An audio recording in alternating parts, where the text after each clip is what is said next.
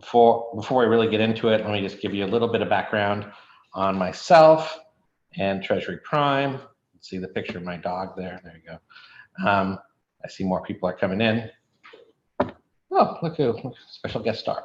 And we just talk a little about Treasury Prime and about like, I know a lot about banking, and why should you believe me? Well, maybe you shouldn't, but I'll like give you some background.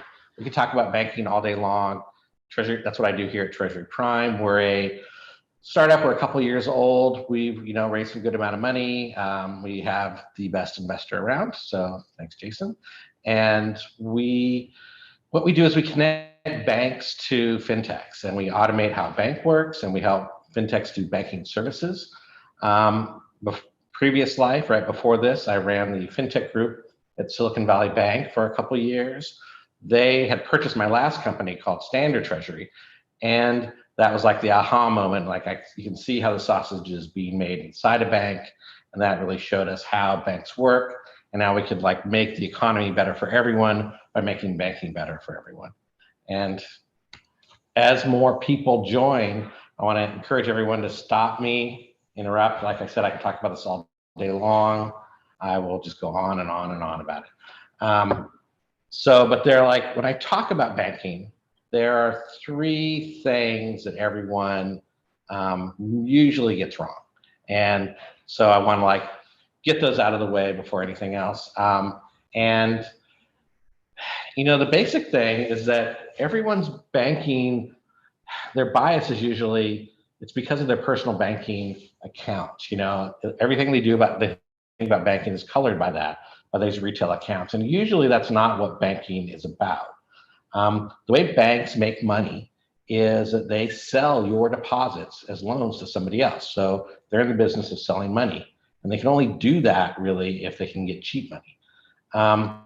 So to get your money, they sometimes will offer, you and me and Lindsay, like free stuff. They'll say like, we're gonna, you put $1,000 in the bank and will give you free checking or maybe a toaster or something like that.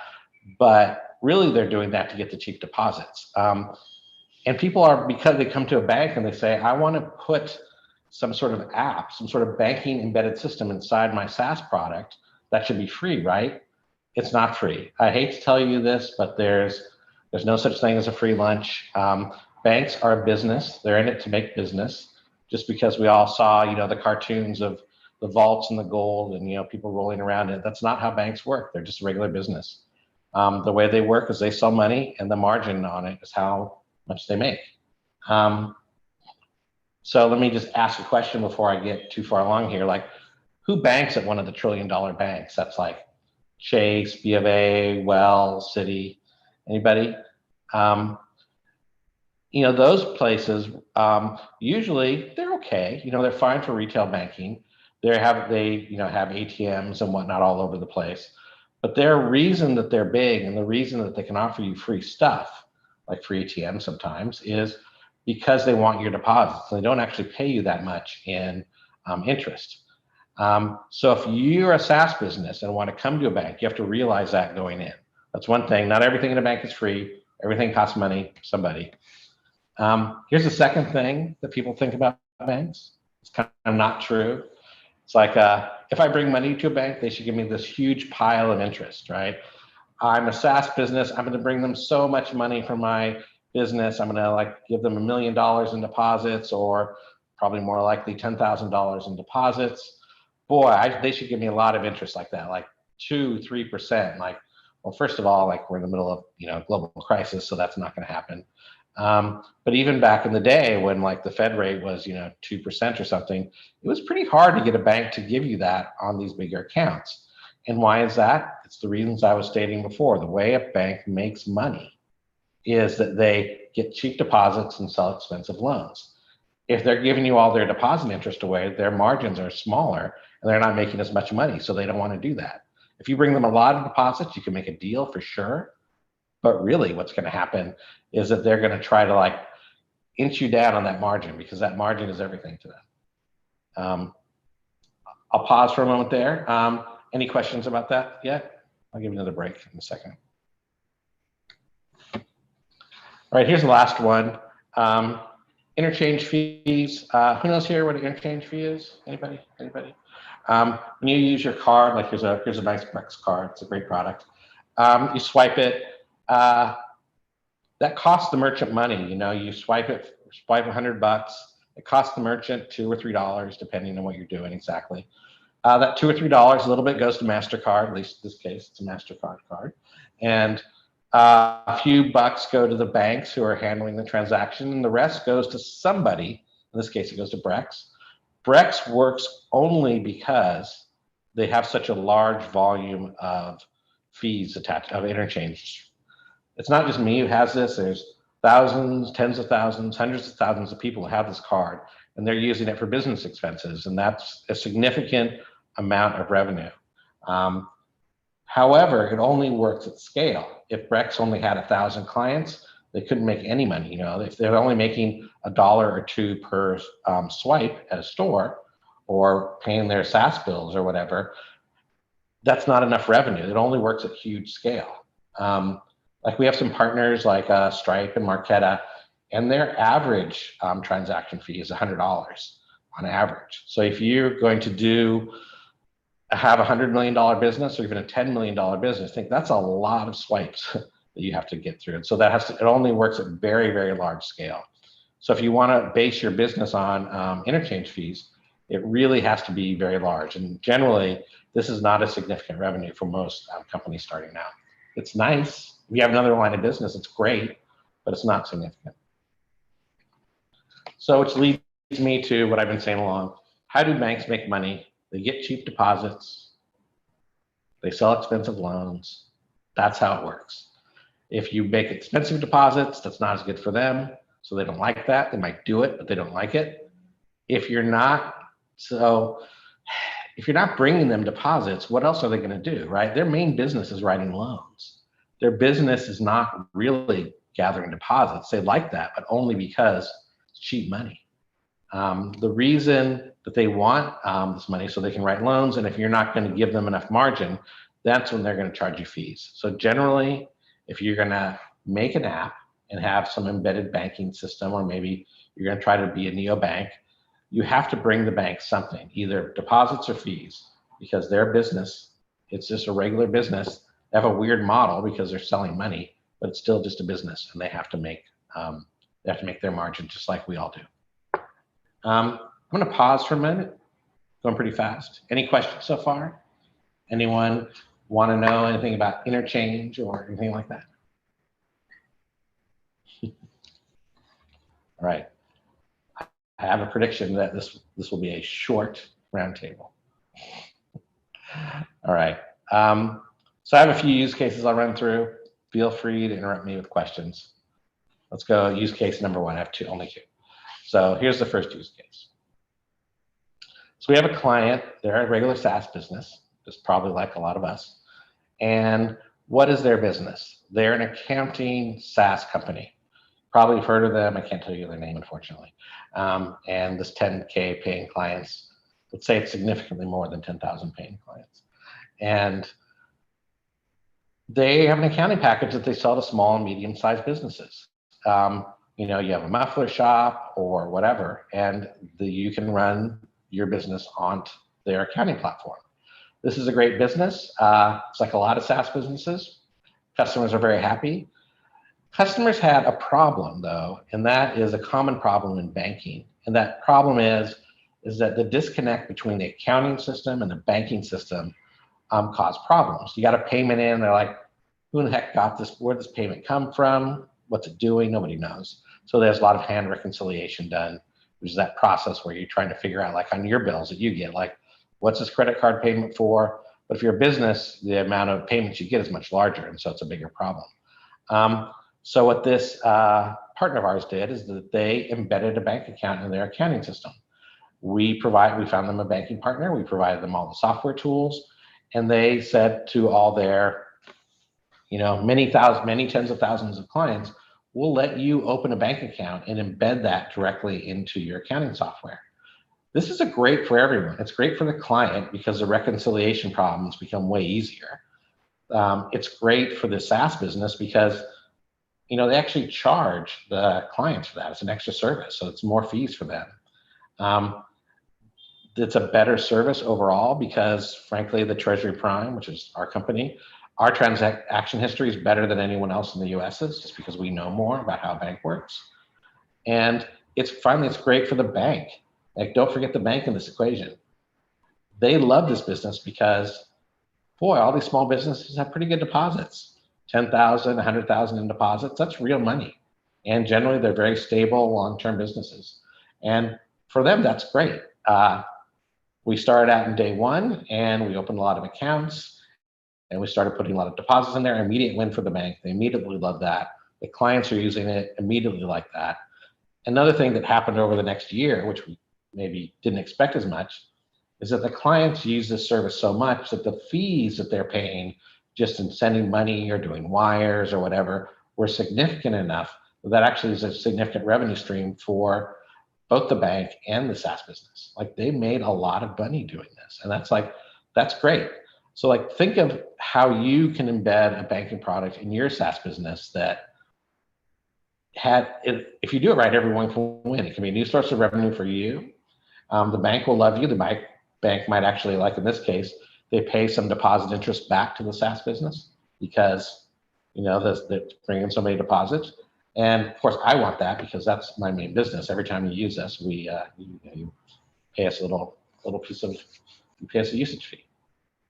So I'll stop there for a minute and ask if there are any questions about that. Chris, we do have a few questions that have come in. Yeah. First question that came in is, what is the typical interchange fee? Sure. So it depends. My example before, let's see if the Brex card. This is the best one. They have the best interchange. This is MasterCard WorldPay or World something, and it's a commercial card. Generally, commercial is like on the order about 3%, and retail, like the personal cards that we all carry, is about 1%. That's the total. Everyone takes a little piece of it along the way, the banks, the MasterCard, Visa, whoever. So you can end up with, for the retail stuff, maybe close to 1%, but not a lot over that. And, high 2 point something percent, so about 280 basis points for a card. Credit card's a different thing. And most credit card fees are credit card's very good also. This is actually not a credit card, it's a charge card, which is a similar but different thing. And those are good fees too. It's a harder deal to make because you have to float someone the money. Okay, a few more questions. Yeah. What do you see as the biggest trends now, having lived in the fintech space? Do you feel like the big banks are evolving or just finding new ways to do the same thing? The biggest trend, it's like this case study and the next one, it's people figuring out that banking is an important part of business and figuring out a way to embed banking inside of their SaaS business.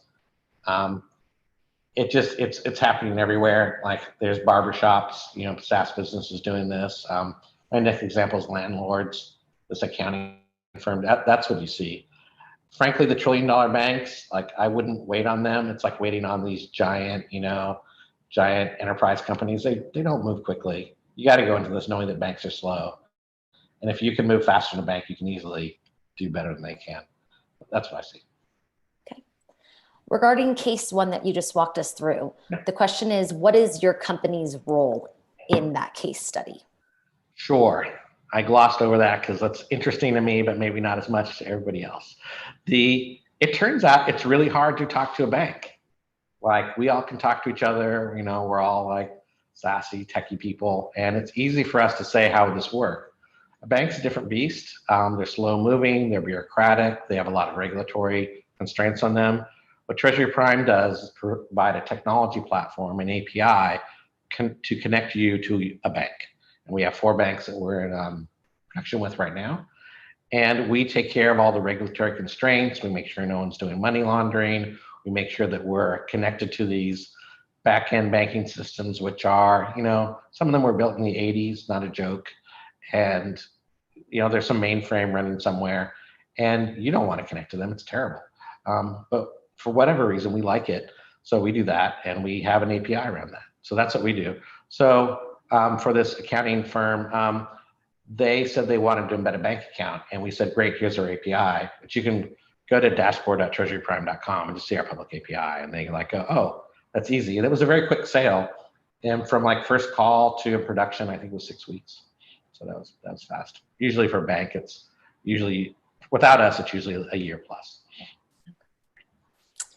Another question, a very specific question regarding CX for banks embracing technology. In such cases, how do banks tend to tackle customer communications for these new customers coming through the SaaS avenues? Yeah, it's all over the map. It depends really what you want. The best banks to partner with will have a customer team that you can offload work onto. Brex, for example, they're a client of ours, and their position is they handle almost everything themselves. They have a great team. They're just really well, they execute super well. They deal with most of the banking concerns directly. They have to escalate things. They do, and they escalate to the bank. We have tooling we provide so that whoever the fintech is can handle the things that they're allowed to handle. There's certain regulatory things you're not allowed to do, but other than that, they can use our tools, and we have communication tools so they can talk to each other. Frankly, I can just tell you that mostly they ignore our tools and they talk to each other in Slack. They have a shared Slack channel, and we run that for them because I don't know why, but that I can see that traffic all day, every day. Okay, one last one, and then we'll move to your next case study. Right. Question is, do you have any opinions about alternative investments and what they might mean for the overall fintech space? You want to say what they mean by alternative investments? That's Phil. Yeah, just like, if a person has some mix of like a portfolio and then their accounts, and they have all these different types of things they've invested in, maybe they have hedge funds, private equity, all this stuff. Like, it seems like these all are kind of like built in silos today. I don't know if you have any opinions or thoughts about kind of how these things might merge or whatever in the future. I'm not hopeful that they'll merge anytime soon. I want them to. It's just as a human. I see a startup trying to fix this problem about every month, and they all seem to struggle. Partly it's that if you look at the U.S. economy, it's the best economy. It's so good. If you look at our banking system, it's almost like a third world country compared to some of the other banking systems. Like you go to London, you go to Singapore, it's fantastic. Like here in the US, it's still, like some of our systems are still basically set up to work like a paper check would work. It's a thing, paper checks, people still use them. Part of our app, we have an API, so you can take a picture of a check and deposit it because that's what people need on their apps. And so we built that, but who uses paper checks? Apparently the US. I'm not hopeful about this. You can see people trying to do things, and the ones that might work are people who can do this at a large enough bank that where they can have all the services at once. But generally, the margins here are pretty hard to get right because the bank will take a piece. I'm gonna go on to the next question. Here we go, or next case study rather. This is my favorite client. I mean, they're all my favorite, but this is my favorite. So this is a company, Zebo, I can't say their name, and they are a company that has a SaaS product for landlords. So if you're going to build a SaaS product for landlords, what would you need? Well, you need to go and talk to a landlord and find out that what they actually do is they run their rental properties like with Post-it notes, spreadsheet if you're lucky, maybe QuickBooks, probably not. And so all the Zebo did is they said, great, we're going to build a good SaaS app for that. And they did. And they said, okay, when someone wants to apply for a rental property, we'll help you with that and we'll manage that. When someone has a leaky faucet, we'll make a ticket so that you can fix that. When someone's leaving, we can handle that too. And there's another thing that landlords do is that they take rent and they have security deposits. And boy, wouldn't it be great if there's a bank account attached to that? So what Zebo does is they use our software and our technology, one of our partner banks, to open up a new bank account for every building. And so if you're a landlord who has 3 buildings, they'll open up 3 separate bank accounts. They'll manage security deposits for you. They'll manage the rental payments. They'll manage all that for you. this is a great, great problem for everyone. Like the deposits on this are fantastic because, you go in, you pay your deposit on your rental property, it just sits there for a couple of years until you move. No one can touch it really, except the bank can use it. They can use it to write loans, and that's great. So the deposits on those are fantastic. They're long-term, super stable. The bank loves it. The landlord loves it because it's a great SaaS product. To them, it's not a bank. And this is like when someone was asking before, what's going to happen next in fintechs? This is what's happening. It's not that someone's going to start a bank for landlords. Someone's going to take a SaaS business for landlords and add a bank to it, or at least add a bank account. And this embedded banking, like that's how it's really going to work. We can see this all over. If you think about it, like banking is still barely into the 21st century. It's still like it's 1999. You might have a mobile app on your phone. That's good, but most of banking is really old and creaky. If we could just move this all into the 21st century, like think of all the innovation that would happen, and that's basically what Treasury Prime is trying to do. I love this business, Zebo. They just opened and closed beta. They're super, super successful. The clients love it. And they love it because it's an all-in-one solution, which is all they really want. Sitting in the landlord's seat. That's all they care about. They want to run their business. They don't want to like, oh, there's a bank over here and this other thing over there. They just want it all in one spot. To me, this is the real thing that's going to happen. It's interesting. This is a huge revenue stream for Zebo. The deposit interest they get's great. The fees they get, the SaaS fees they get are great. Everything's wonderful about this. We'll see what their interchange is like because they have card just like Rex does, and we'll see if anyone uses that. I think they're doubtful, but they want to try it, so they have these very pretty cards they're sending out. But we'll see. That's all I have. I'll just leave you with this, and we can ask some questions in the remaining 5 minutes or so. If you want to have a business, a fintech business, think about how banks work because it's how you have to work. Banks bring deposits so they can write loans, and banks get fees paid to them to offset whatever operational costs they have. And that's pretty much how people make money. You have to charge them something, or you have to take amazing deposits. The interchange is good. It's kind of a side effect way to charge people, but it has to be only a pretty huge scale while it work. That's all I have. I'm happy to sit here for hours. Amelia, you'll probably let me sit here for 5 minutes. I'm happy to take any questions. Chris, another question here that says, what are the biggest competitors in this space? Like to us, there's two. This is Galileo, which just got bought the other couple months ago. That's a great product. Comes up from the card side. It's kind of old, but it's a good product. The other one is one that no one's heard of because it's a banking company. No one in Silicon Valley knows what a bank is. It's Finxact, Finxact is the other one. The competitors people talk about are not really competitors. Like as soon as you start to talk to a fintech, you can realize their margins are all wrong and that they're too expensive and all that. And those companies are like Synapse is the one people talk about. Their product may or may not be great. I have skin in the game, so you can't believe me, right? But it's a terrible product. But their margins are wrong because it's hard to be a bank. You have to have the bank in the equation. Banks are the only one who have a charter in the US. They're the only ones who can access the financial system. If you're not doing it in a way that helps the bank, they're going to kick you out eventually, which happens all the time to our other people. The follow-up to that question is why should they choose Treasury Prime over your competitors? I mean, I'm going to say because I really like Chris and his team, but you answer. Our team's so good.